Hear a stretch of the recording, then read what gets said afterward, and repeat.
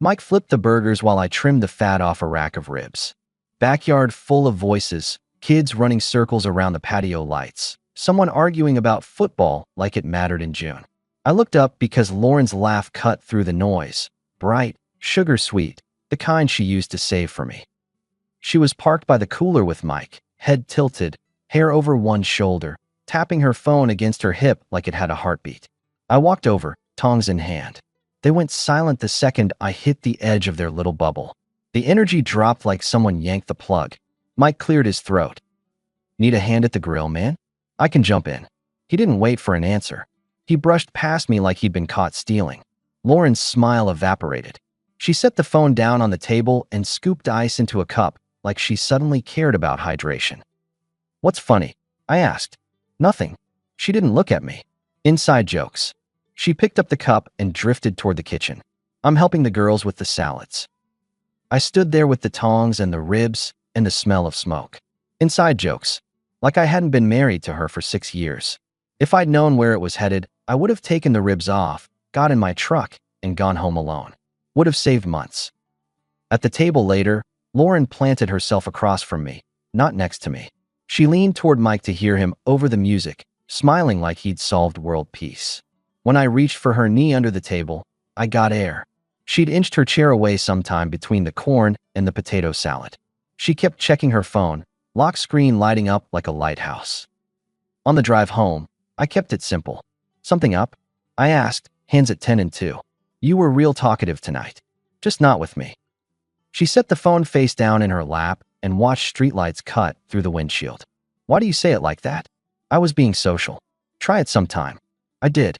With a grill. She smirked. "Don't be dramatic. Mike's just funny. You get so tense about nothing." I walked over and conversation died. "Coincidence. You want the play-by-play of every word I say." She shifted, then sighed like she was bored. "You're reading into things. It's not a good look. So there's nothing to talk about." "Exactly." She flipped the phone, checked it, smiled at nothing, put it down again. "Don't start being that guy." I didn't push. I made a note. One thing about notes. If I take one, I use it. The next week, she started sleeping with her phone under her pillow. Screen always face down. If I walked into a room, it found her pocket with no wasted motion. We sat on opposite ends of the couch. If I put on a show, she scrolled. If I turned it off, she sighed, scrolled harder. Friday night, I tried one more time while I rinsed plates. "You're buried in that thing," I said, tapping the faucet off. "We got something to fix, or do you just like the glow?" She placed the phone beside the sink, slow-mo, like I was a dog she didn't want to spook. "You're being insecure, Aaron. It's not attractive." "That's not an answer. It's my phone." She dried her hands, tossed the towel, and leaned on the counter. "I'm allowed to talk to friends." "I didn't say you weren't. I asked what changed." "What changed is you suddenly acting jealous." She lifted her eyebrows. "Kind of lame." I let the dish rack drip. "Not jealous. Observant. There's a difference." She laughed into the cabinet door as she pulled a glass. "If you say so." Then here's me being simple. I wiped the counter. "If we're home together, the phone stays off the table. We don't have to talk about everything. But I'm not doing dinner with a screen." She took a sip and shrugged. "I'll think about it." "You won't," I said. She turned the glass in place, leaving a wet circle. "It's not a rule you get to make." "Sure it is. That's the thing about my rules. They're mine." She stared at me for a long beat like she couldn't decide if it was funny or dangerous. "Okay, big man. You done?" "Almost. I'm off group hangs for a while. If I'm watching Mike do stand-up again, he can sell tickets." "You're ridiculous." She pushed off the counter. "You'll look paranoid if you bail." "I'll look busy." "Which I am." She rolled her eyes and walked out, phone already in her hand. The next 2 weekends, I made myself scarce.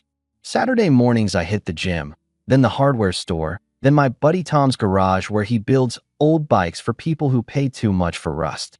I took a side project fixing a busted loading dock gate at the warehouse.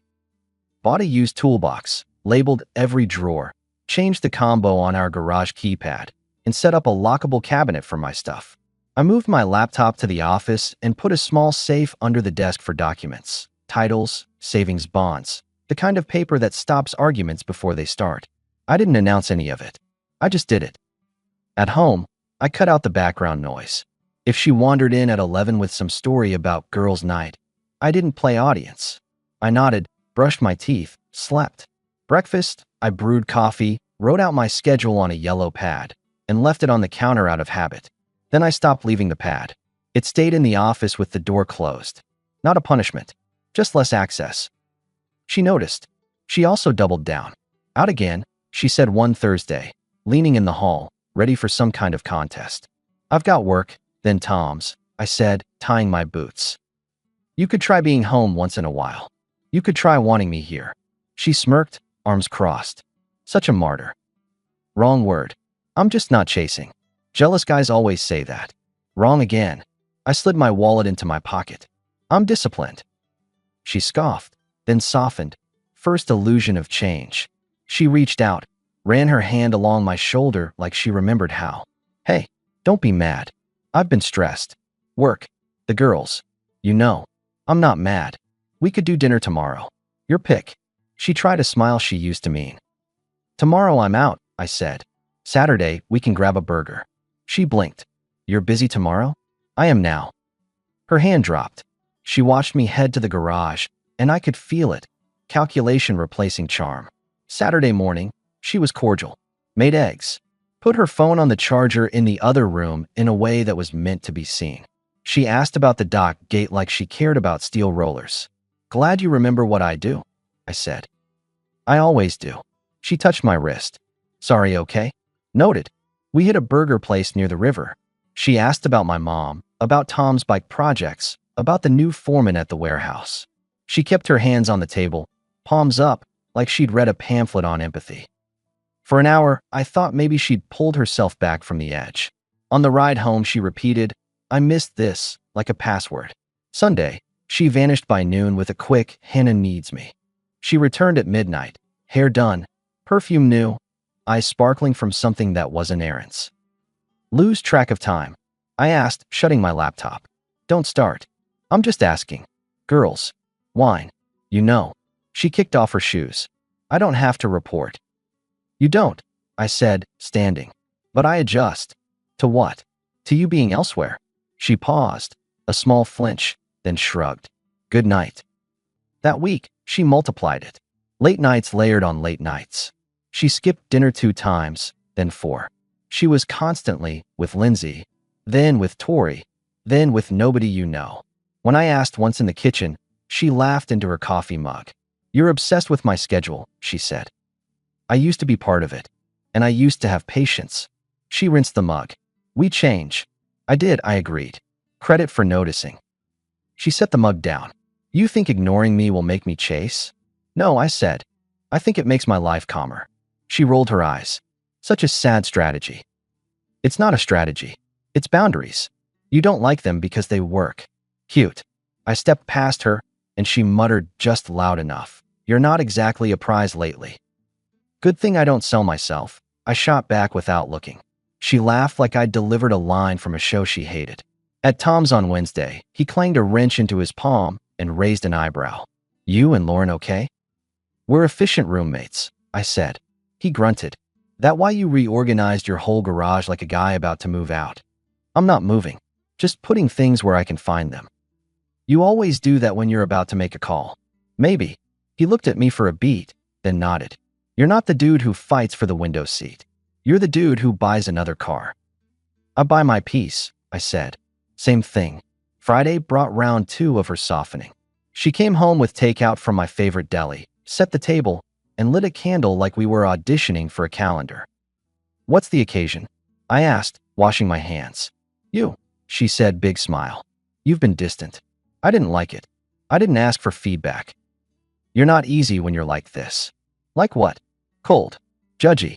It makes me want to be anywhere else. That's convenient, I said. You are. She inhaled, let it go slowly. Can we not do this tonight? I brought dinner. Let's just eat. We did. She asked me to show her the lockable cabinet in the garage. She admired how I'd labeled the drawers. She leaned against my workbench like she was proud of me. She placed a hand on my chest and tried a kiss that meant peace. I gave her a light one back and ended it early. Tomorrow I've got an early run, I said, stepping away. She smiled like she hadn't expected it and didn't like the surprise. Right? Your schedule. Yours too, apparently. She set her fork down, folded her napkin like we were in a nice place, and the warmth evaporated. You know, it's exhausting when a man can't handle a woman with a life. Handle? I shook my head. You're not a hurricane. You're a calendar. I can read. You're insecure. And you're predictable. She stood. I'm going to bed. Night. The following week, she joined a networking happy hour on Tuesday and disappeared till almost 1. My calls went unanswered. When she walked in, she dropped her purse like she'd done cardio. Don't even start, she said, kicking the door shut. I wasn't. You were about to. I can feel it. You feel guilt and confuse it with my face. She froze, then scoffed. Wow, aren't you charming? Not trying to be. Wednesday morning, I put on a clean shirt and drove to a quiet strip mall where the carpet store had died.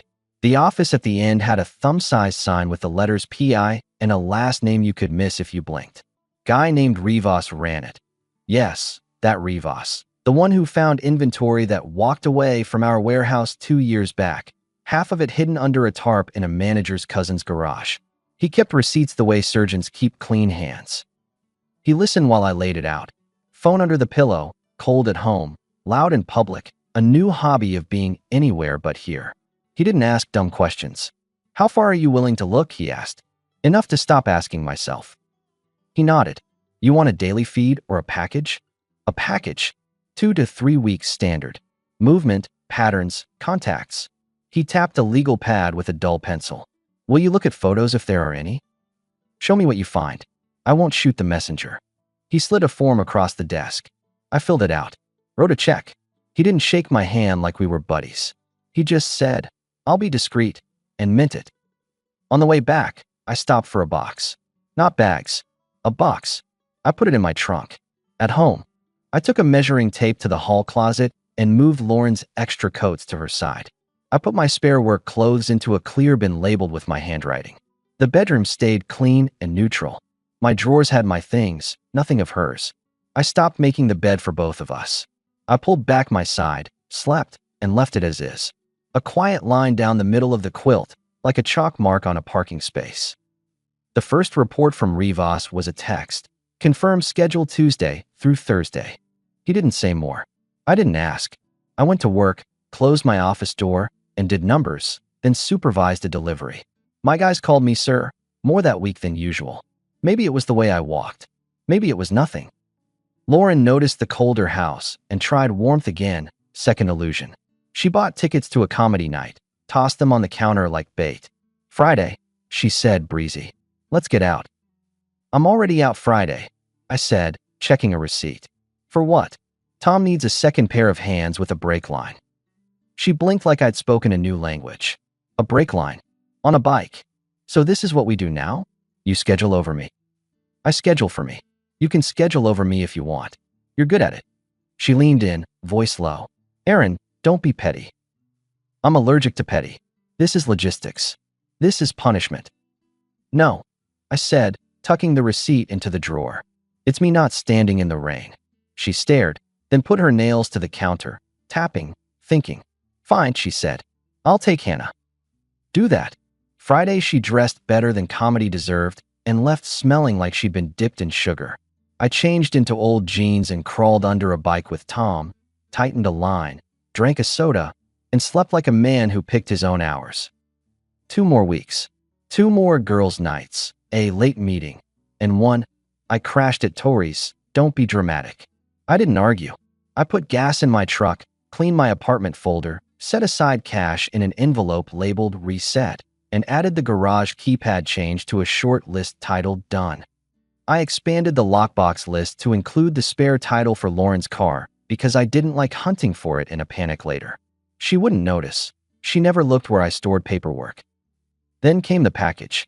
Rivas called me early on a Tuesday. You want to come by? No, I said. Email. Got it. He sent a zip file with the plainest name possible. Inside were timestamps, summaries, and photos. Not bedroom stuff. He wasn't that guy.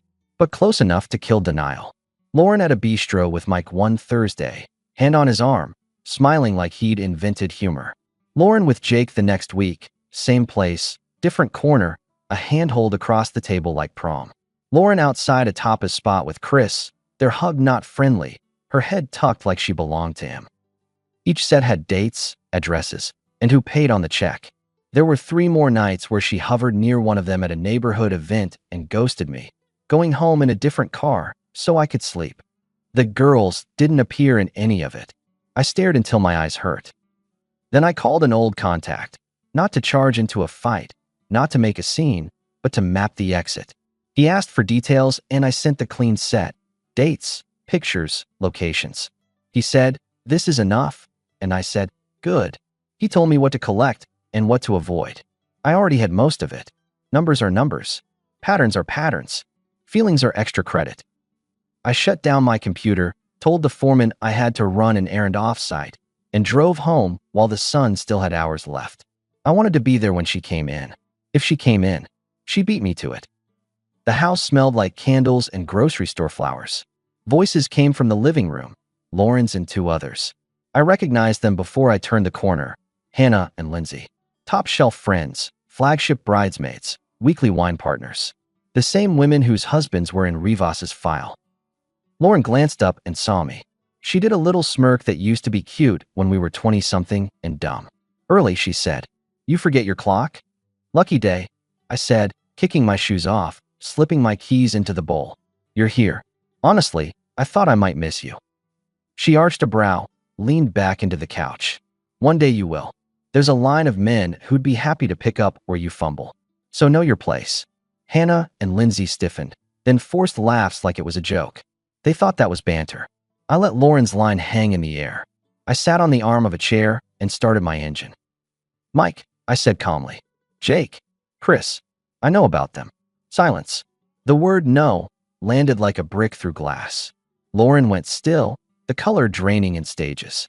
Hannah turned slowly, eyes clicking from me to Lauren and back like a metronome that had lost rhythm. "What?" Lindsay asked, voice thin. "What do our husbands have to do with anything?" I pulled my phone from my pocket and tapped the folder. Dates. Places. Handholding. Hugs. Your patio with the string lights, actually. A couple of different corners of a certain bistro. I held the screen out to Hannah first. "Start here." Hannah took it like it was hot. She swiped once and made a sound I've never heard her make. Lindsay leaned in, grabbed the phone, swiped again, stopped, swiped again. She looked at Lauren like she was seeing a stranger. "How could you?" Lindsay said, not loud, not soft. Her mouth trembled like she was searching for new words and found none. Lauren finally spoke. This is out of context." "Looks pretty in context on a calendar," I said. Hannah shoved the phone back at me with a shaking hand. "That's my husband." "I know," I said. "You smiled at my kids on Sunday," Lindsay whispered. "You brought muffins." Lauren's chin went up, then down, then nowhere. She stared at me like I'd set a trap. "Why would you do this? Why would you bring them into?" "Because you brought them in," I said. "I'm just turning on the light." Hannah stood, hands clenched at her sides. Not a dramatic TV thing, just a human being trying to hold on to gravity. "You sat in my kitchen and told me my marriage would be okay," she said. "You held my hand." Lauren opened her mouth, closed it. Her eyes glossed. "I messed up." Lindsay cut her off. "Messed up? With my husband? With her husband? How many times?" She didn't wait for an answer. "You're not my friend." Hannah grabbed her bag, nearly ripped the strap. "Everybody's going to hear about this. Everyone." She looked at me. "Thank you," she said, not like gratitude, but like confirmation. To Lauren, "Don't come near me. Don't text. Don't show up." She stormed past me, slammed the door so hard the pictures rattled. Lindsay stayed one more beat, like she was deciding whether to throw something. She settled on words. "You broke every line," she said to Lauren. Then she left too, door shaking its hinges one more time. The house went quiet except for the hum of the fridge. Lauren stood in the middle of our living room like someone had cleared the furniture while she was sleeping. She looked at me with tears she hadn't planned on showing me. "Why would you do that?" she asked. We could have just ended it." "We are ending it," I said. "I already put the paperwork in motion. I just made sure the picture was complete." She laughed once, a short cough of disbelief. "You humiliated me." "You humiliated yourself," I said, even, not cruel. I just put names to your calendar. She shook her head, tears now. Please, she said. Please don't do this. I was stupid. I got lost. I can fix it. You're not a leaky faucet, I said. You're a decision. I'll change, she said. I'll be perfect. I'll do anything. You'll be yourself, I said. That's the only guarantee. She swallowed, desperation showing up late to a party already over. Don't throw me out. I don't have. You have plenty, I said. Just not me. I pointed to the hallway. Grab a bag. I won't watch. She didn't move. Her voice dropped, small. They'll all know. They already do, I said. They were here. She bit her lip to stop it from shaking. I thought I was safe, she whispered. I know, I said. That was the plan. She looked up then, hurt curdling into a quick spike of anger. You wanted to hurt me. I wanted to end the game, I said. Cleanly. No secret leftovers. No chances to spin it. You didn't have to torch everything. I nodded. You're right. I didn't have to. I chose to be clear. I got the box from the hall closet, the one I'd put in my trunk 2 weeks ago, now back on a shelf because I like efficiency. I set it on the ottoman. She stared at it. Her shoulders dropped. She started moving. It took 15 minutes. She packed clothes, her makeup bag, the charger she never shared, the pair of shoes she hid from our budget last spring. I watched without watching, stood in the doorway, arms crossed, a man guarding the last 10 feet of his house. She tried one more time at the door, hand on the knob. Can I come back to get the rest? She asked, voice raw. I'll have it moved for you, I said. To where? To wherever you're staying, I said. Text me an address. One time. She fumbled with her keys and gave up, pulled her phone instead. Aaron, she said. I'm sorry. I'm not, I said. I'm done. She swallowed. Who are you going to tell? No one. They'll do that for me. She flinched like that hurt worse. You were supposed to love me. I did, I said. Enough to not let this version of you camp in my house. She opened the door. She paused on the threshold. You'll be alone, she said, almost hopeful. I'll be quiet, I corrected. There's a difference. She left. The door shut. The hum of the fridge came back like a punctuation mark. I didn't toast anything. I didn't call Tom to brag. I wiped the counter because that's what you do when a kitchen has seen too much. I texted Rivas one word. Received.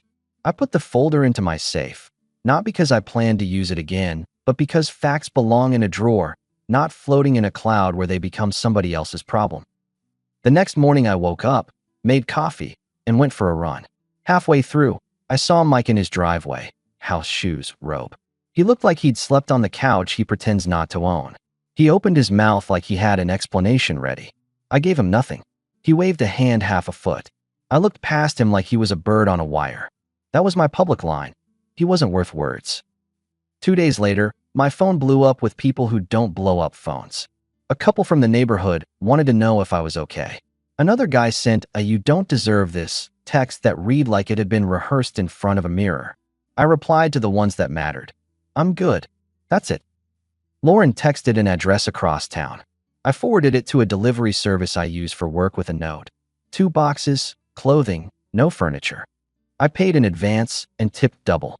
They sent me a picture of the boxes on a small porch with a dead plant next to a rubber welcome mat. I didn't zoom in. I didn't ask who lived there. It wasn't my business.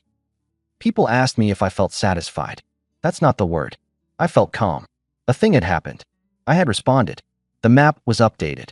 I sold nothing. I kept the house because I'd paid for it and mowed the strip of lawn at 6 a.m. on Saturdays when the neighbor pretended he didn't hear me.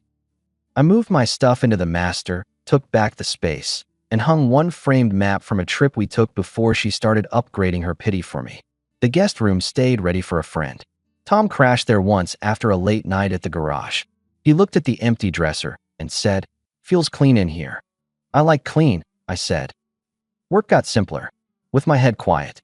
The numbers lined up like someone had turned them to face the same direction. I stopped going to any group thing that felt like a stage. I started saying yes to fishing with my brother again. Sundays, I had coffee with my neighbor who fought weeds like they owed him money. He told me stories about his first marriage that made me feel like I'd read the sequel before it hit paperback. A month in, a woman named Claire came into Tom's garage to pick up a bike her father left her. She was older than the girls Lauren chased approval from, smarter face, no fake sweetness. She watched me adjust the height on her seat and said, "You actually know what you're doing." "I fake it well," I said. She laughed. "Not bright, not sugar, just true."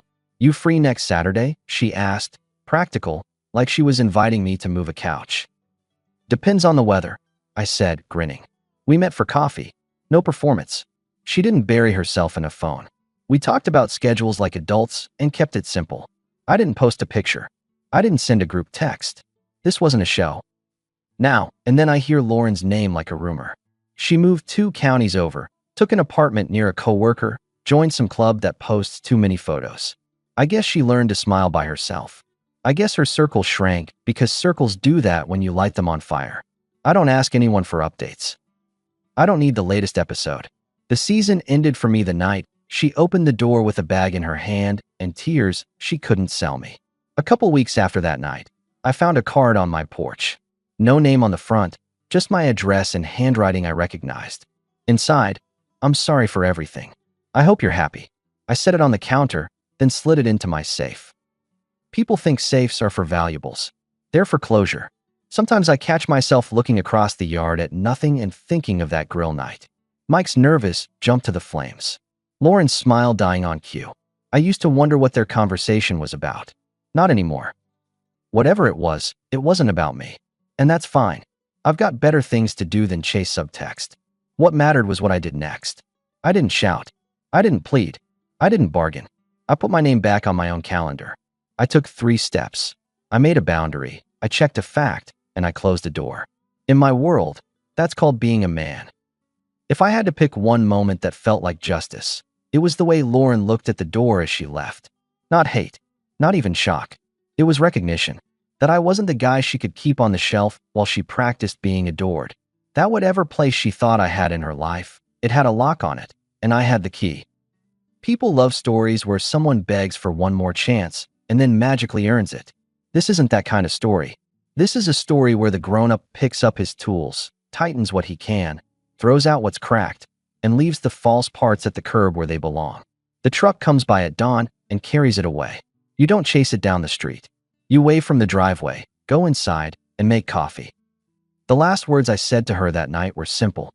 She was pleading, trying to fit every promise into 30 seconds, offering perfection like a subscription you cancel next month. She said, "Please let me fix it."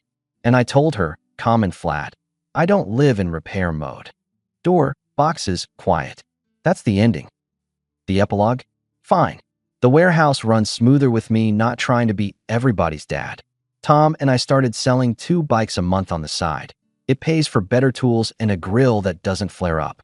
I bought a used pickup that starts on the first turn every time. The house is mine from doormat to attic. The office door stays open now because there are no secrets in a room I pay for. Claire comes by on Sundays sometimes. She walks straight through the kitchen to the patio, looks at my backyard, and says, "You keep it simple." I like that. She brings a pie that's never the same kind twice. We don't post about it. That's how I like it. I keep Mike, Jake, and Chris in the same file in my head. A file labeled, "Not my problem."